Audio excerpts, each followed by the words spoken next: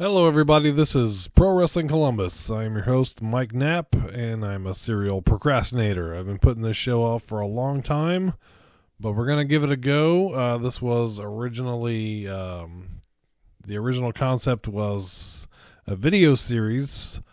As it turns out, I am not the video producer I thought I could be, and I just can't get the hang of it. I can't get it together. So we're going to go with an audio format. We're going to go with the podcast format, and we're going to see how it goes.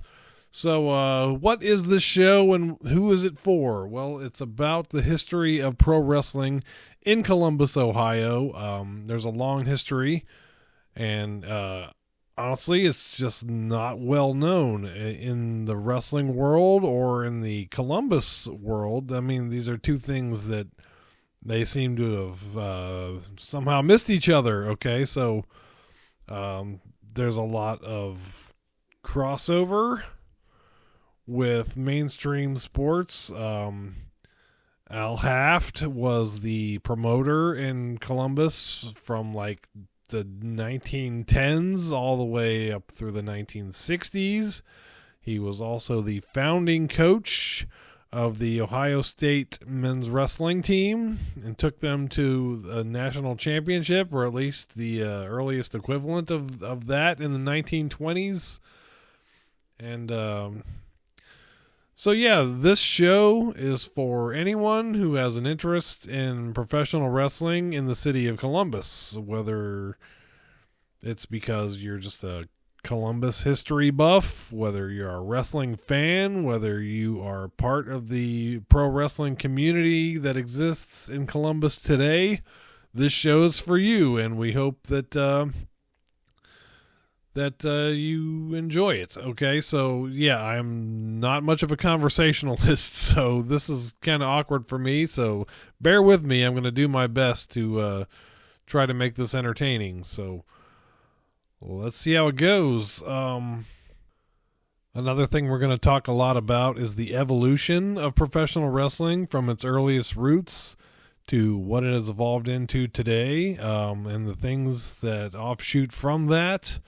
And we're going to do some myth busting and just talk about a lot of the things people just misunderstand about professional wrestling, what it is, where it comes from. We're going to talk about a lot of the roots of what made wrestling what it is, and hopefully, well, we might ruffle a few feathers along the way. We'll see how it goes. There are some myths out there that people have clung to that are just, the evidence just does not just doesn't hold up. But this episode will not be a full episode. It's more of a preview. We're going to just give you an idea of what the show's going to be about, and we're going to talk a little bit about pro wrestling in Columbus. So obviously, again, awkward. It's going to take me a while to get used to doing all this talking. So bear with me. Pro wrestling history is a weird thing because, when you talk about baseball history or football history, there's a lot of statistics involved, meticulous record keeping, and that's just not the case with professional wrestling. I mean, no one really keeps track of wins and losses. It's really not a thing in wrestling. It's more about, the narrative, the story, the good guy versus the bad guy. It's not about stats. It's not about any of that. So a lot of those records just aren't kept. There's just not like a record book that you can just look up. So the stories get passed down through oral tradition. They get told and retold by people who, been hit on the head a lot. So some of these turn into tall tales and legends, and to a degree we're going to embrace that because that is part of the wrestling tradition. But at the same time, we're going to go back to the original sources, the newspapers, the books, whatever we can get our hands on, and we're going to build this narrative together. I was going to do all the research and then start putting things out. But man, this is, you're talking about 150 years of history. I'm not going to study 150 years of history before I start putting pen to paper, So we're going to learn along the way. I've done quite a bit of research already. I've got an overwhelming amount to do. It's one of those things where you don't know what you don't know until you know. And one thing I've learned is the more I learn, the less I know. So it's a lot. So hopefully you can enjoy the ride with me. So stick with it. Most of the people that we're going to be talking about in these in this historic research, a lot of these people are dead and gone. We can't talk to them. We can't get their story. We're going to try to learn as much as we can, but at the same time, there's a lot of people out there whose story has not been told who are still here, and we're going to try to get them on as guests. We're going to talk about what they went through, what was their experience in the wrestling world here in Columbus, and also we're going to try to talk to other wrestling researchers and learn the things that they've learned. We're going to, whatever interesting people we can meet along the way, we're going to try to get them on the show and talk to them, and maybe along the way in the future, we can do some video content, which was my original plan, but, we'll see how it goes. I would like to do visit some of the historic sites in Columbus that still exist, that are related to professional wrestling. Maybe the old, Memorial Hall in downtown Columbus, or, the Ringside Cafe, and who knows what else? Maybe the old Fairgrounds Coliseum. The list goes on, and we're gonna check that out in the future. So in the meantime, let's kick things off with a brief overview of the pro wrestling history here in Columbus, Ohio. So. Basically, back in the 1800s, when wrestling was in its infancy as a sport, as a business, whatever you want to call it, the traveling circuses, the at shows, the traveling wrestling events, they would come to Columbus from time to time. They would not make any major waves. But, they would capture the attention of the people when they would come to town, but then they'd be on their way. By about the early 1900s, Frank Gotch became the biggest name in wrestling history up to that point, and was, in a lot of ways, considered to be America's first sports superstar. Frank Gotch was, if they had Wheaties back then, he'd have been on the box. Frank Gotch was a huge star at that time, and here in Columbus, Ohio, we had our own young Gotch, a wrestler, which was a common naming thing back in those days to call a wrestler or a boxer young, whatever the big star's name was. The young Tyson, young Ali, young Hogan, something like that. So young Gotch basically became the toast of the town in Columbus as a wrestler. Throughout the 1910s, there was almost never a wrestling card that didn't have young Gotch in the main event. But by the end of the 1910s, young Gotch had kind of gotten sick and tired of all the crooked promoters coming to town and ripping him off. So he started to promote on his own, and by that time he was just as well known by his real name, which was Al Haft. And Al Haft became a promoter here in Columbus. And then about 1920, he stepped away from the pro wrestling game to become the founding coach of the Ohio State wrestling team, and he led them to a national championship in about 1925. Then he stepped away from Ohio State and began to manage the career of a wrestler by the name of John Pesek.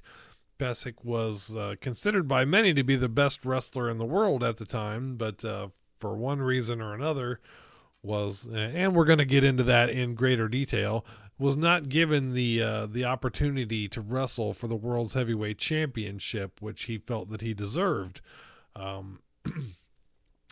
So John Pesek, under the tutelage of Al Haft, became a big star, and by 1927, Haft had built his own arena in Columbus called Haft's Acre, with John Pesek as the headliner. By that time, Columbus had been known as a hotspot for the lightweight wrestlers, and that was an ongoing thing throughout Al Haft's tenure as a promoter in Columbus. Haft's Midwest Wrestling Association Junior Heavyweight Championship was a headlining title through most of the promotion's shows here in Columbus. The Heavyweight Championship, not something that you would see on a week-to-week basis. It was,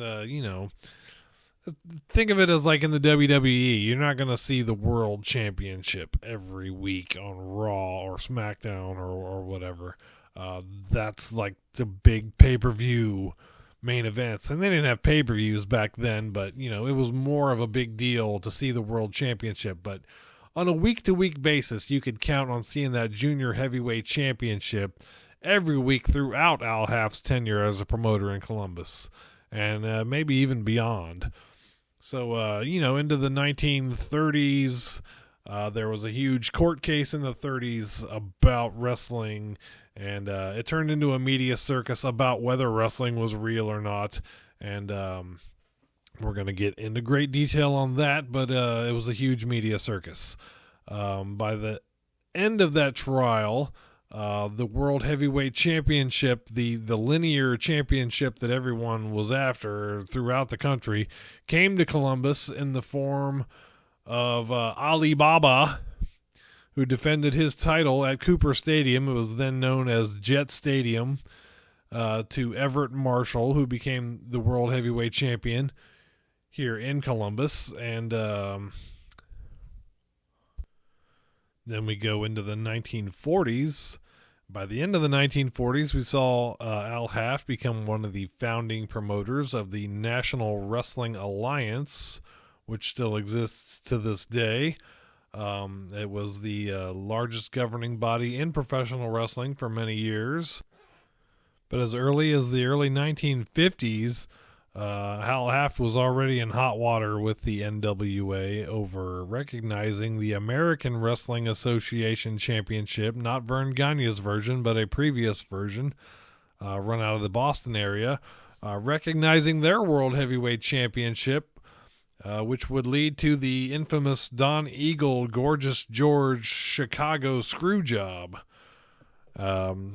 As the 50s rolled on, television became a huge part of most people's lives, even here in Columbus, and we saw the beginning of Lex's Live Wrestling, which was a show sponsored by Lexmare Chevrolet here in Columbus, and it was live wrestling every week from Memorial Hall, and that went on for quite a long time.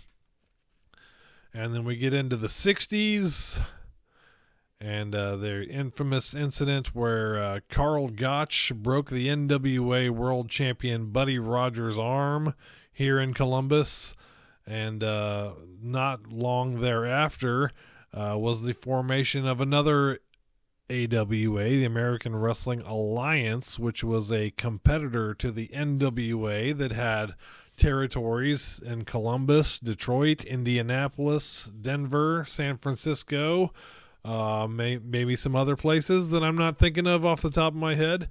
And their World Heavyweight Champion became Carl Gotch, the guy who broke the NWA champ's arm.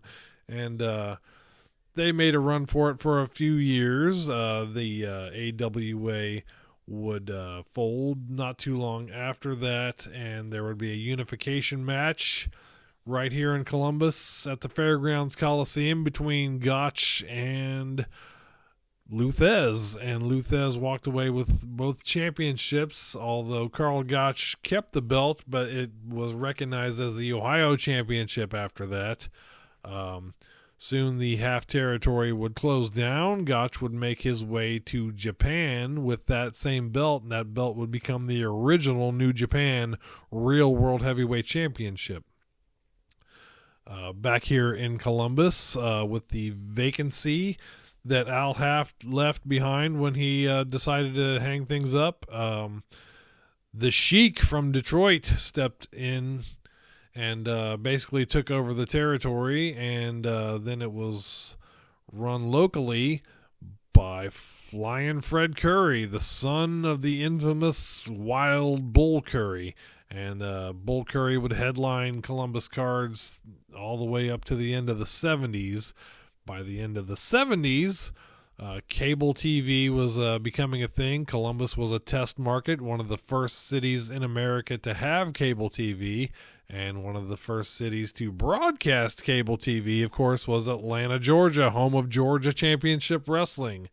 Georgia Championship Wrestling would run local cards here in Columbus at the fairgrounds for the first half of the 80s. They were here basically every month, and right up until Black Saturday, the day that Vince McMahon took over Georgia Championship Wrestling's time slot on TBS, which was considered a huge failure everywhere except here. WWF took over Columbus. They ran monthly house shows here in Columbus right up until the end of the 80s. By the end of the 80s, they had changed their format, and they were more interested in they wanted to be more of an event. So if they only came once or twice a year, then they put them in a position to charge more for tickets. So the monthly house shows from the WWF came to an end right about 1990. So with that vacancy, you saw the rise of independent wrestling in Columbus. By the end of the 80s, the IWA, which I believe was called the IWC in its infancy. There may have been some earlier independent promotions. There may have been some Fred Currys and some Sheik shows in there somewhere in between. Oddly enough, the more recent into history you get, the harder the records are to find about wrestling, because the newspapers just weren't covering this stuff anymore. This was seen as lowbrow stuff, and they just weren't covering it. So no media outlets really cover professional wrestling anymore. And as someone who's studying history, I got to throw this out there for any and all promoters out there that might be listening. Please post your results on social media. No one else is. You can't tell us that this is the most important not miss event in your company's history and then not say anything about it when it's over. Please post your results. History is alive, okay? And if you're not leaving the history, no one else is going to ever find it. So I'm begging you, put your results online or somewhere.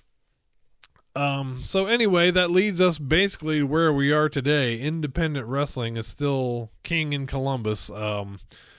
Unfortunately, no one has really locked it down yet. I think that the independent promotions, and there's multiple here in Columbus today, are they're running basically the same schedule that WWE or AEW is running. They come and they do a couple of shows a year, and that's it. And it's hard to build a fan base, to build a market when you're doing that. So here's hoping that someone is going to, lock it down and make something of it. So So that's going to just about do it for this episode. Let's get into your Columbus Pro Wrestling calendar. Saturday, September 30th, Pro Wrestling Live presents Homecoming King of the Ring. Located at Future Athletics, 6772 Kilowatt Circle, Blacklick, Ohio. Tickets available at ProWrestlingLive.com. Friday, November 30th, WWE SmackDown returns to Columbus at Nationwide Arena. Tickets available through Ticketmaster. And Saturday, December 16th, at the Ace of Cups, 2619 North High Street, Unsanctioned Pro presents All Killer No Filler, standing room only. For more information, go to 614wrestling.com. And that's going to do it for this episode. Tune in next time. We're going to dig into the earliest known pro wrestling match in Columbus, Ohio history. And maybe we'll have a guest on. Well, that remains to be seen, but hopefully so. So until next time, this is Mike Knapp. And in the future, everything is chrome.